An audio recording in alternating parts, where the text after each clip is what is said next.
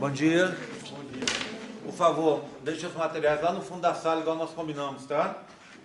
Hoje são 29 de agosto de 2018, a aula para as turmas de nutrição, 23A e 23B. O assunto é meiose. E se der um tempinho, a gente vai arranhar um pouco sobre gametogênese, que é a aplicação da meiose na prática, tá bom? Bem, eu vou começar hoje mostrando para vocês uma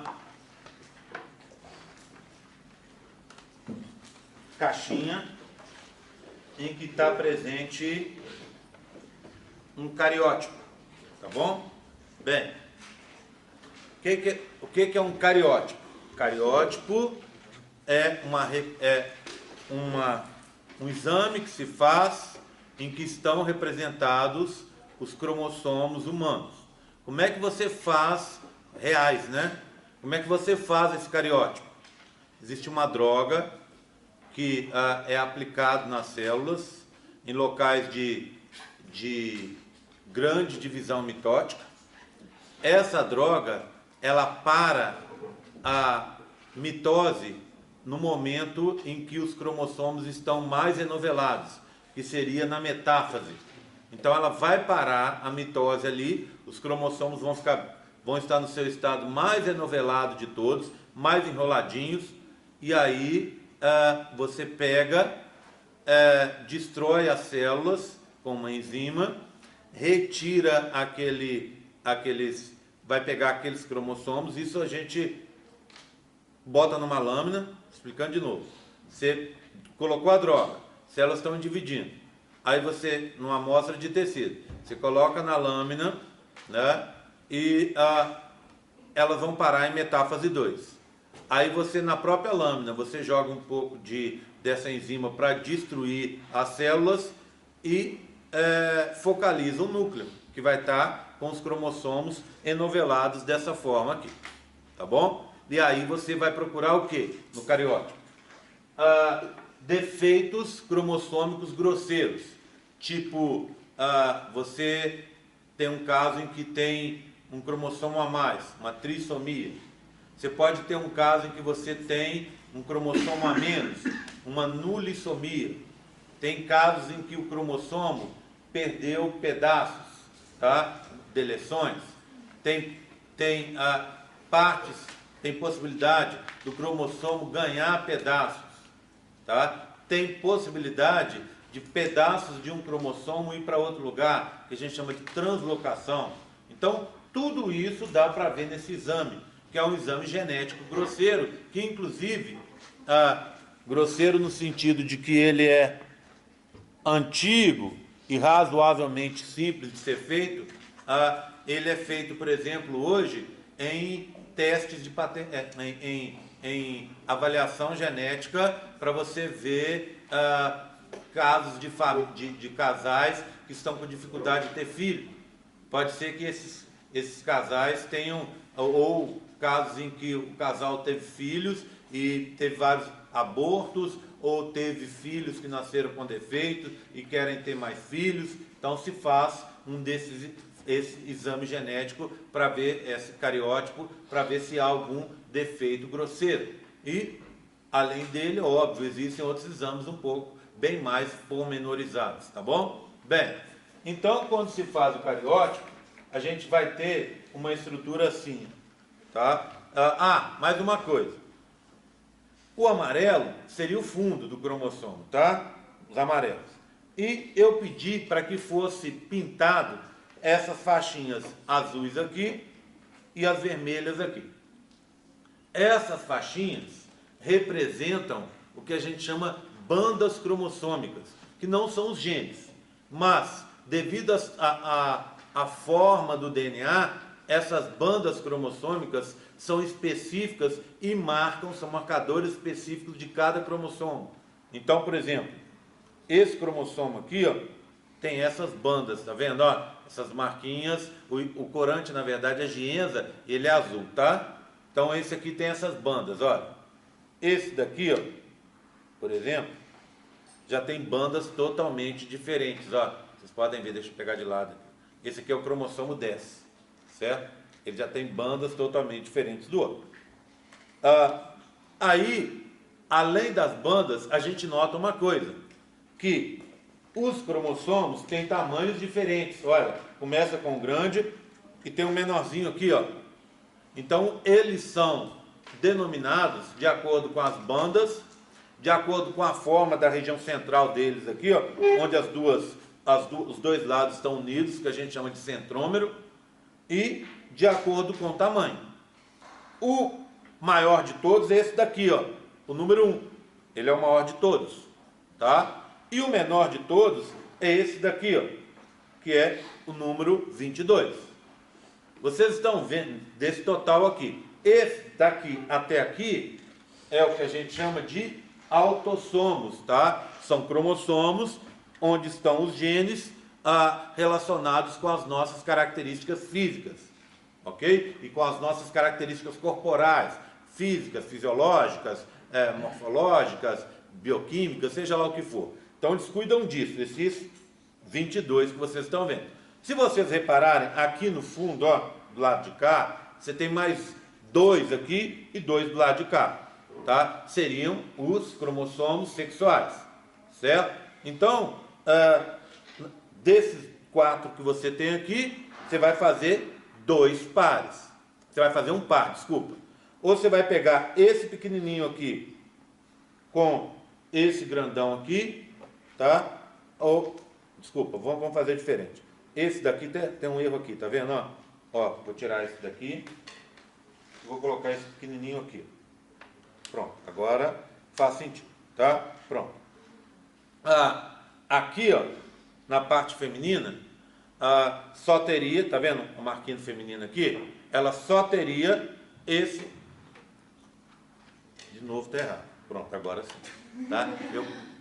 Eu cismo toda hora que esses 2 aqui são sexuais. Tá? Entenderam? Esses daqui são sexuais. Eu cismo toda hora, aí sim, ó, que os sexuais, o X é o pequeno e o Y é o grande, é o contrário. O Y é o menor de todos os cromossomos que a gente tem. Esse pequitico aqui, ó, tá?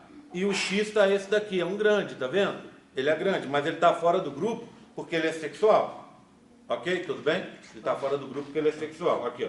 Esse seria um X, esse seria um Y, que é um X que perdeu pedaços durante a evolução. Tá? Então eu estou falando desses aqui, ó. Certo? Esse é um X e esse piquititinho aqui é o Y. Tá bom? Então X e Y. Todo mundo vendo? Tá? Do lado de cá, ó, um X e um Y, que são os cromossomos sexuais. Então, retornando à história, nós temos então cromossomos. Esses cromossomos têm genes. Esses cromossomos têm bandinhas, como vocês viram, específicas dele. Esses cromossomos têm diferenças de tamanho, e são numerados de acordo também com essas diferenças. O 1 está aqui, o 22 é o menor de todos, está aqui, ó, certo? O 1 em cima e o 22 embaixo aqui, ó. Esses são os autossomos, cromossomos que cuidam do nosso corpo, que tem genes que cuidam do nosso corpo. E depois você vai ter um par desses cromossomos daqui de baixo, desse aqui e aqui, nesse caso, que são sexuais. Então vê bem, ó, ele tem um X, que é esse daqui, ó, X, tá? Tem um X. E ele tem, nesse caso aqui, um menorzinho, olha, bem pequeno, que é um Y. Ok? Eu vou colocar os dois aqui. XY é um homem, não é? É um homem. Se eu tivesse 2x, 2 desses aqui, ó, seria uma mulher, uma menina. Tá vendo? Toda hora. Tá? Vamos, para testar a minha paciência, tá? E a paciência de vocês. Então, se eu tivesse, nesse caso, 2 desses aqui, ó, 2x, seria uma menina. Ok? Tá? Então, como eu tenho um X e um Y, é um menino. Bem, repara uma coisa, o que eu pedi para ser feito. Eu pedi para ser feito dois conjuntos, um em cima e um embaixo.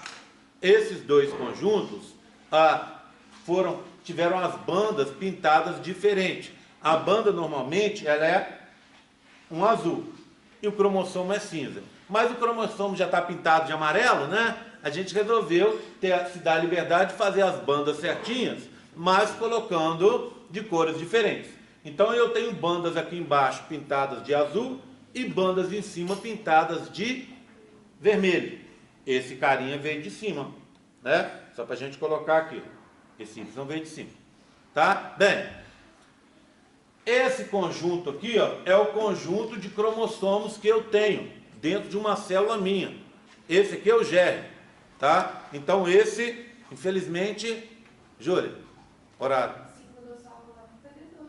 Já avisei, né? Estava avisado. Hoje pode, tá?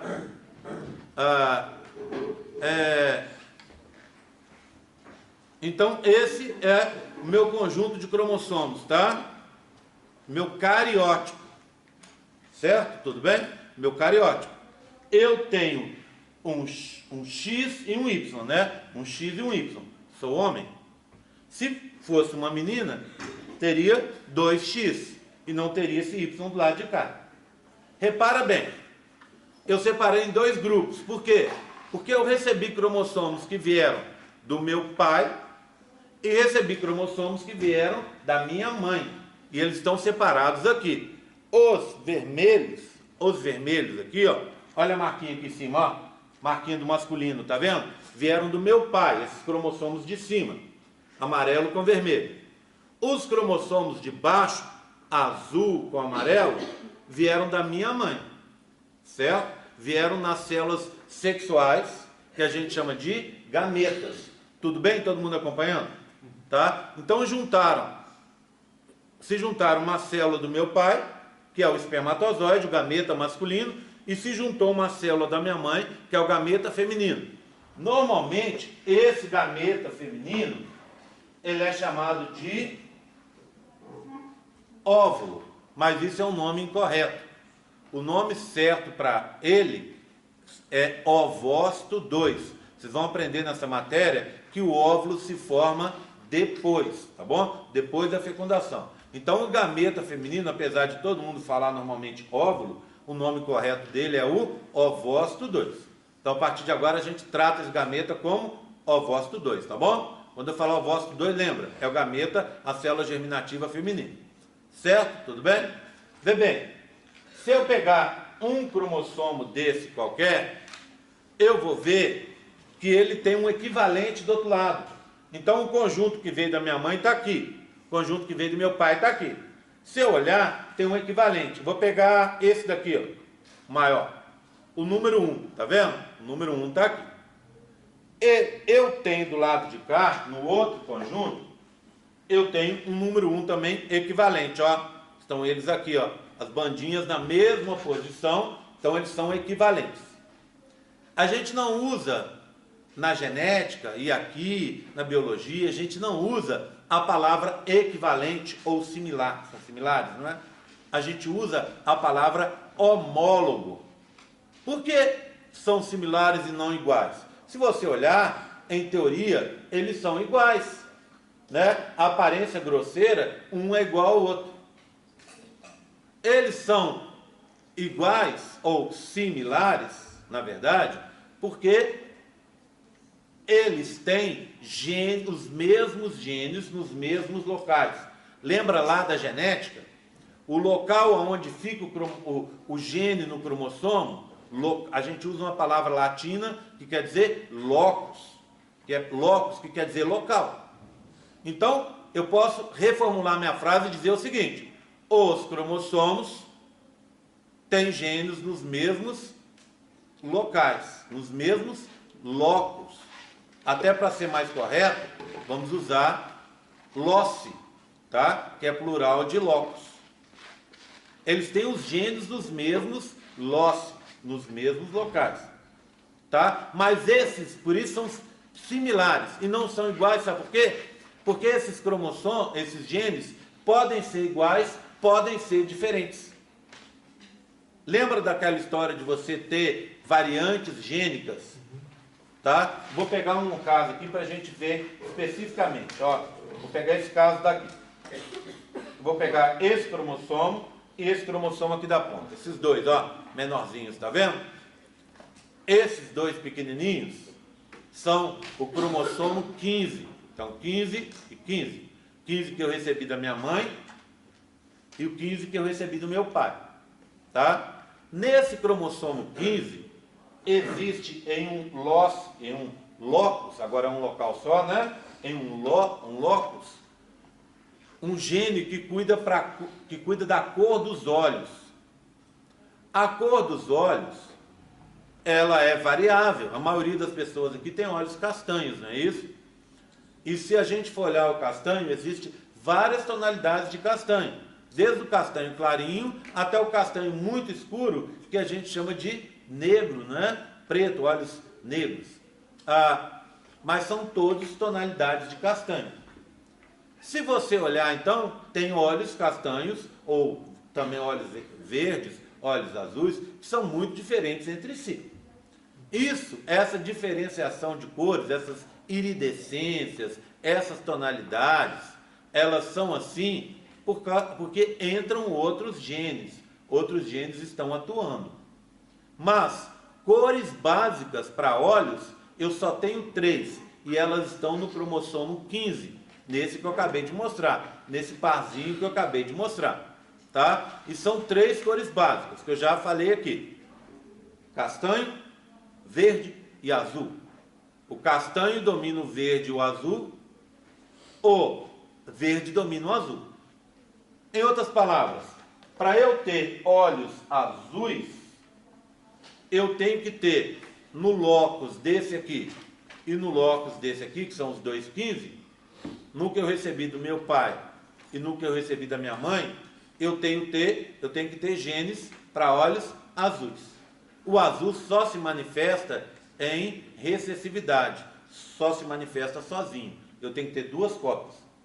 Se eu tiver, por exemplo, aqui o azul, gene para o azul, e aqui o gene para o verde, meus olhos serão verdes, porque verde domina azul. Se eu tiver castanho aqui e eu tiver azul aqui, será castanho, porque castanho domina o azul. Se eu tiver castanho aqui e verde aqui, vai ser castanho, porque o castanho domina o verde. Então, há uma relação de dominância. O que domina todo mundo é o castanho. O verde domina o azul. E o azul não domina ninguém. Ok? Tudo bem? Bem, oi. Meus olhos, então, são castanhos. Mas eu posso ter, porque eu tenho seguramente um gene do castanho. Aqui, por exemplo. Mas aqui eu posso ter 3 possibilidades: castanho com castanho, castanho com azul, castanho com verde. Aí, só um segundinho, usando esse raciocínio, um casal que tenha olhos castanhos pode ter filhos de olhos verdes, pode ter filhos de olhos azuis, depende do que eles têm no outro gene, tá? Essa transmissão dos genes e, óbvio, dos cromossomos é o que a gente vai aprender agora, e ela é casual, certo? Então, eu não tenho, porque o castanho domina, eu não tenho mais chance de transferir o castanho do que o azul. Eles têm a mesma chance, tá? Sua pergunta. Na minha família é comum aquele azul acinzentado. Sim. Como é que se dá isso? É o azul, na verdade, com uma tonalidade que vai fazer aquele puxado por cinza, tá? Mas é o azul. Agora, na sua família, se você tem, por exemplo, uma irmã que tem olhos azuis e ela se casa com um cara que também tem olhos azuis, obrigatoriamente, se não acontecer nenhum defeito genético durante a formação, os filhos serão de olhos azuis. Se a sua irmã se casar com um cara que tenha olhos castanhos e ela tem olhos azuis, os filhos poderão ser castanhos ou azuis, ou verdes, depende do que ele tiver. Concorda comigo? Tá? Ok? Agora, então, o resumo é, pais de olhos azuis têm que ter filhos de olhos azuis. Tá?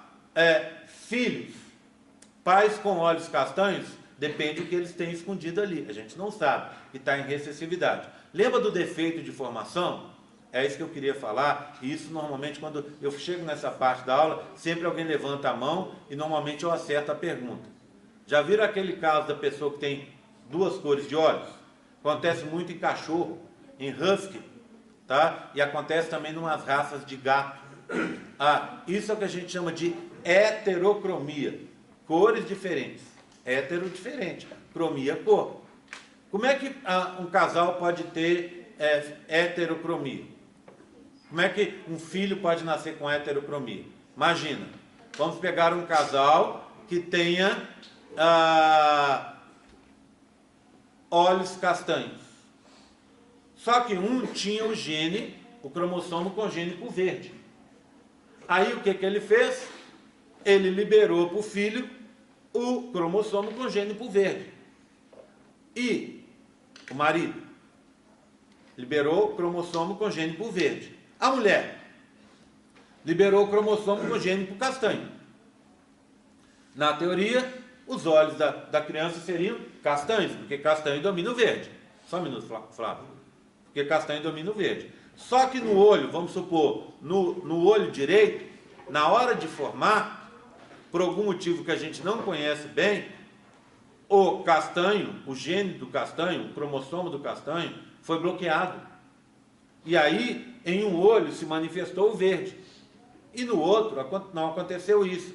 Se manifestou o castanho. Então a pessoa ficou com um olho verde e outro castanho.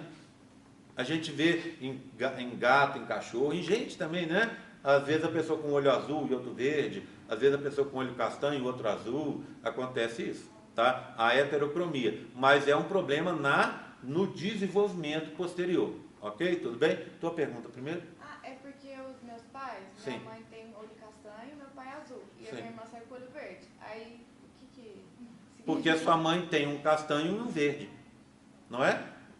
Aí ela liberou o verde para sua irmã e seu pai só tinha para liberar o azul. Ok? Entendeu? Tá?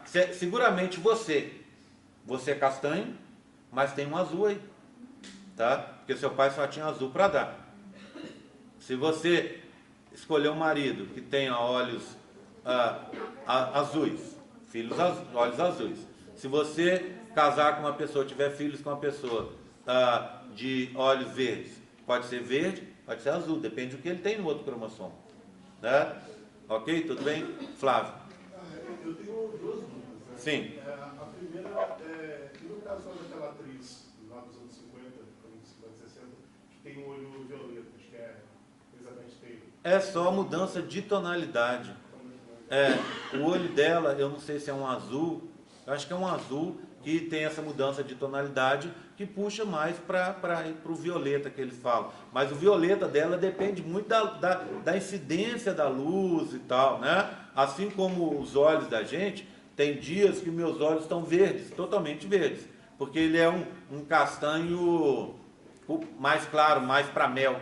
Tem dia que ele está bem escuro. Então, varia a cor do olho, a tonalidade, é engraçado isso, ela varia de dia, ela varia com a idade, né? Então ela vai variando, pode variar ao longo do tempo.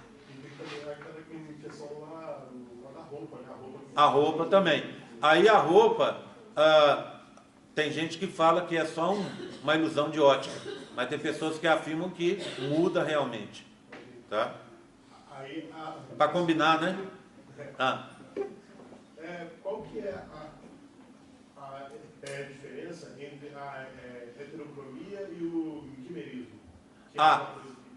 O quimerismo também poderia gerar isso, tá? O mosaicismo, o quimerismo também poderia gerar isso. É uma outra possibilidade, tá? O que seria isso? É a pessoa que na hora de fecundar, dois embriões, por motivo que a gente não sabe, se fundiram e viraram um só. Então foram duas fecundações e dois embriões, num momento inicial do desenvolvimento, viraram um só. Aí você tem genes de um embrião e genes de outro. Então, se você, pode ser que um tenha genes para olhos azuis, azul, outro para castanho. Então, e um olho ficou com um grupo de células, e aí um grupo de cromossomos, e com genes para azul, e outro para castanho. Aí daria também essa possibilidade, tá? Mas no caso ele teria 4 grupos ali de indistintos, tipo, um castanho com verde, um castanho com... Poderia, isso mesmo, são dois indivíduos que, quando se formaram lá inicialmente, antes de ter a fusão, eles eram isolados, tá? Então é possível de ter o quimerismo por causa de ter essa possibilidade, mas não só nos olhos, né?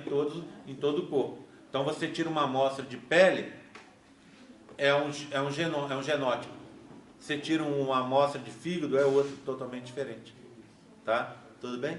Sim? Bem, seguindo então. Bem, aí são pares de cromossomos homólogos, similares. São similares porque eles têm os genes para as mesmas características nos mesmos locos, nos mesmos locais. Agora, como vocês viram, esses genes podem ser iguais ou diferentes. Por isso são similares e não iguais, tá? A gente chama de cromossomos homólogos. Então eu vou ter pares de homólogos, né? Esse faz par com esse faz par com esse faz par com esse, e assim sucessivamente. Tá? Tudo bem? Com genes para as mesmas características. Se você for olhar um cromossomo desse maior, você vai ver que ele é assim. Dentro das células minhas, ele está assim. Ok? Ele está desse jeito. O que eu tenho nele? Olha, eu tenho algumas regiões. Aqui é uma região em que tem uma constrição. Na hora que ele se multiplicar, ele vai ficar preso na outra parte que vai se formar aqui por essa constrição. Essa constrição a gente chama de centrômero. Centrômero, tá? É essa constrição aí. Tudo bem? É parte do próprio DNA, do arranjo do próprio DNA. Então ele estaria mais ou menos aqui. Nessa região se junta um complexo de proteínas, que vocês estão vendo aqui, ó, de lilás e cinza. Esse complexo de proteína a gente chama de cinectócoro. Cinectócoro, tá? Tócoro quer dizer corpo, estrutura, região, e cine quer dizer movimento, não é? O que é esse cinetócoro? É onde as fibras do fuso vão se prender, do fuso mitótico, para puxar esse cromossomo para lá, para cá, para ter o processo de separação durante a divisão celular. Então, aqui seria esse complexo proteico, aonde vai se ligar a fibra do fuso, que vai puxar esse cromossomo durante a separação que ocorre na divisão celular. Tudo bem? Mais uma área interessante, aqui na ponta, ó. Essa área aqui da ponta, aqui de laranja, a gente chama ela de telômero. Esse telômero é muito bacana porque ele é um relógio biológico que controla a vida da célula. Toda vez que a célula se divide, se duplica, ela perde um pedaço do telômero. Quando o telômero fica muito curto, a célula para de se dividir. E aí, qual que é o caminho dela? A morte. Existem aí pesquisas meio malucas que tentam estender a vida desse telômero. Meio malucas assim, ainda bem distantes de ocorrer. Por quê? Porque dizem os cientistas que o telômero seria um limite para a nossa vida. Imagina um dia em que a gente não tenha mais doenças. A gente viveria para sempre? Não. Por que a gente não vive para sempre? Porque à medida que as células vão se dividindo, e elas estão se dividindo agora, aqui em mim e em vocês, o que acontece com ela? O telômero vai encurtando e chega um ponto que ela não se divide mais e o caminho dela é só morrer. Ela fica senescente, fica velha. Mas, vê bem, olha que coisa interessante. Lá no meu doutorado, eu trabalhei com cultivo celular. E a gente trabalhava com dois tipos de cultivo. O cultivo de células não transformadas, que são dadas pelo paciente. Então o paciente vinha, me dava uma amostra de tecido, eu retirava a amostra de tecido de um paciente, tá? E colocava aquilo numa garrafinha com meio de cultura, aquelas células se multiplicavam e chegava um momento em que as células, uma encostava do lado da outra e cobria o fundo dessa garrafinha. Nesse momento, eu olhava no microscópio, via, a gente falava assim, que a monocamada estava completa, monocamada é uma camada só. Então, que a monocamada estava completa, e aí eu tinha que jogar uma enzima, uma tripsina, para soltar as células do fundo. Aí eu jogava 80%, 90% daquele conteúdo fora, ou dividia para 2, 3, 4 garrafinhas, só um pouquinho, e deixava elas se multiplicarem de novo. Ia fazendo isso quantas vezes eu quisesse para o meu experimento.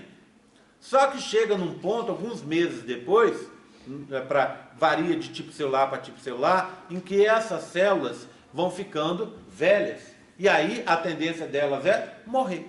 Aí você não consegue que elas se multipliquem mais e elas vão morrer. Ok? Aí, isso é uma possibilidade.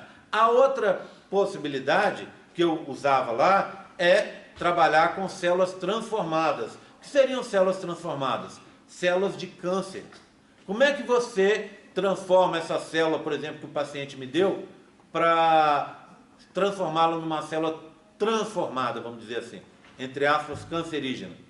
Eu coloco, normalmente você pode usar um vírus para isso, e aí essa célula, ela vai deixar de ter uma vida de alguns meses, de algumas semanas, varia de um tipo de célula para outra, para ser uma célula permanente, uma cultura eterna.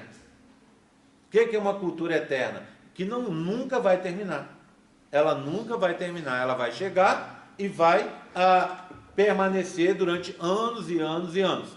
Por exemplo, existe um cultivo, uma célula muito famosa, que o pessoal estuda para várias, que é uma célula utilizada para muitos e muitos estudos, que é uma célula que o pessoal chama célula HeLa. A célula HeLa, o HeLa, H-E-L-A, são as iniciais de uma mulher, uma paciente, que na década de 50 doou essa célula. Doou essa célula para pesquisa. Essa célula foi transformada, eu acho que ela já era uma célula cancerígena. E aí ela permanece até hoje para muita gente. Eu posso aqui no Brasil, aqui na UFLA, trabalhar com ela. Enquanto isso, um cara lá no Japão trabalha com ela. Um cara nos Estados Unidos também. Mas como é que a gente consegue isso? A célula, quando eu não quero mais trabalhar com ela, eu congelo ela no nitrogênio e ela pode ficar guardada durante décadas. E aí depois eu descongelo e uso ela normalmente, entendeu? Tá? Então, qual que é a ideia dos caras? Com base nisso, você conseguir fazer com que os telômeros se multipliquem.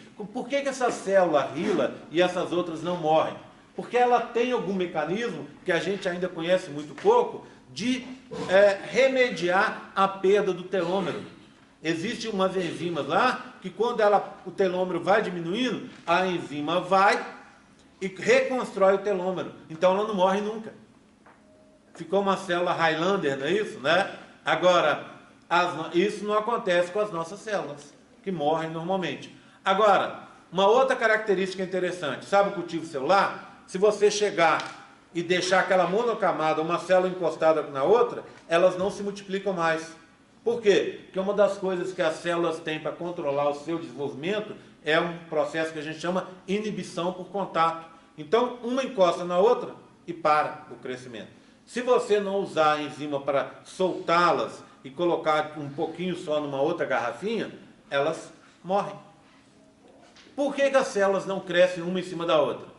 Porque no nosso corpo, no tecido, você tem um padrão. O que é o câncer? É justamente num tecido, uma célula ou um grupo de células que perdeu esse controle de inibição por contato. Aí as células crescem sem parar. E aí tomam alimento da outra, tomam espaço da outra, e aí o resto acaba morrendo. O câncer, em poucas palavras, é isso. Uma célula que perdeu esse controle de inibição por contato.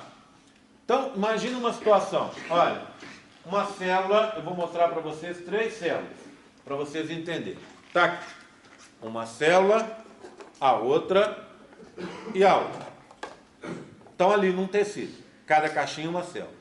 Essa do meio morreu. Ficou doente, morreu, ficou velha, morreu, tal. Abriu espaço. O que essas duas vão fazer? Vão se dividir. Uma delas vai se dividir para ocupar o espaço que está formado ali. Então elas vão crescendo. Imagina, ó, ficam maiores as duas. Certo? Ficam maiores. Quando elas crescem, elas vão trabalhar com um outro mecanismo de controlar a divisão, que a gente chama de razão entre volume do núcleo e volume do citoplasma. É simples. O volume do núcleo é constante, sempre. Ele vai estar em torno de 10 a 20% do volume da célula. Varia de um tipo celular para outro, tá bom? Então vamos considerar que seja 10. Essa célula, no início, ela tinha a célula com o núcleo lá, 10%. Quando ela saiu daqui e cresceu, o citoplasma cresceu. O núcleo permaneceu do mesmo tamanho. Então o núcleo já não é mais 10%. Citoplasma de 90, lembra? 10, o resto é 90, era citoplasma. O citoplasma de 90, vamos supor, passou para 95. E o núcleo que manteve o tamanho, agora é 5, representa 5% do volume. Quando chega num certo tamanho de crescimento do citoplasma, e o núcleo permanecendo do mesmo tamanho, é dada uma informação para a célula assim, ó, pode se dividir. Então imagina, você tem essas duas aqui, ó, se dividindo, tá? Estão se dividindo, estão crescendo para se dividir. Essa aqui, ó, por sorte, por características dela, sei lá, cresceu um pouco mais, tá vendo? Ó, ela é um pouco maior que a outra. Aí ela já alcançou aquela informação, ou seja, o volume do citoplasma ficou grande o suficiente em relação ao volume do núcleo para ela poder se dividir. Aí ela entra em divisão. Essa aqui, ó, perdeu a batalha. Então essa aqui vai ocupar o espaço que sobrou aqui. Vai gerar, lembra do tamanho inicial? 2 célulazinhas aqui. Não é? E essa que estava grandona, o que acontece com ela? Ela vai ter que reabsorver parte dessas coisas que ela gerou, porque o espaço já está ocupado. A inibição por contato já está ocorrendo. A inibição por contato ocorre por aquela estrutura que a gente chama de glicocálice, não é? Que fica na periferia da célula. Uma encosta a glicocálice na outra e elas param de se dividir. Ok? Tudo bem? Então, nas culturas, algumas células cancerígenas que a gente tem em cultura, uma cresce em cima da outra. Vai crescendo uma em cima da outra sem parar, mais ou menos igual acontece com o câncer da gente. Se for um cultivo de célula que foi dado do paciente para a gente, uma encosta só na outra e não vai mais para frente. Tá? Essa cultura de células cancerígenas, a gente chama de, o nome correto é células imortalizadas. É uma cultura de células imortalizadas. Voltando então, para a gente encerrar a história do cromossomo. Está aqui. É um cromossomo, uma molécula de DNA. Essa molécula aqui, ó, esse cromossomo, é representado por uma estrutura que a gente chama uma cromátide. Então é uma cromátide dando esse cromossomo. Concorda comigo? Lá na fase S da divisão celular, ele se divide. Ele vai se duplicar. Então ele vai gerar um outro. Eu pedi para na hora de fazer o DNA aqui, tá vendo? O DNA estaria aqui também, né? Só que aqui está demonstrando as bandas. Só para a gente lembrar que tem DNA, que aqui dentro é DNA, tá? Então, os dois lados, esse lado e esse lado, são exatamente iguais, tudo bem? Esse é cópia desse, eles foram copiados. Na verdade, eu tenho uma fita antiga aqui e uma nova. Uma fita antiga aqui e uma nova, lembram disso? Duplicação semiconservativa. O que eu tenho aqui agora? O que é isso? Um cromossomo. Mas agora esse cromossomo tem o quê? O dobro do DNA, ou seja, ele tem 2 cromátides. A gente costuma chamar até de cromátides irmãs, porque elas são exatamente iguais. Os genes que eu tenho aqui foram copiados exatamente para o lado de cá. Então, estão exatamente na mesma posição, copiados exatamente iguais. Então, esse cromossomo com duas cromátides, tá? Ou esse cromossomo com uma cromátide só, é uma das bases importantes que vocês têm que saber para entender o que eu vou mostrar aqui na divisão celular da meiose. Pensa bem, meiose todo mundo conhece. Não vou perder o tempo aqui falando de coisas que vocês conhecem. Mas eu vou explorar a meiose de uma forma diferente daqui a pouquinho. Estou perguntando. Para a gente encerrar. Ainda só com uma cromátide, ele é considerado... É um cromossomo. É um cromossomo com duas cromátides ou um cromossomo com uma cromátide só. Mas ainda assim um cromossomo, tá? Ok? Ele fica com uma cromátide só quando a outra célula não está se dividindo? Ele só vai ficar com duas cromátides quando ela for se dividir. Tá bom? Vamos fazer a chamada, gente? Alguma dúvida a mais? Não? Vou desligar para a chamada.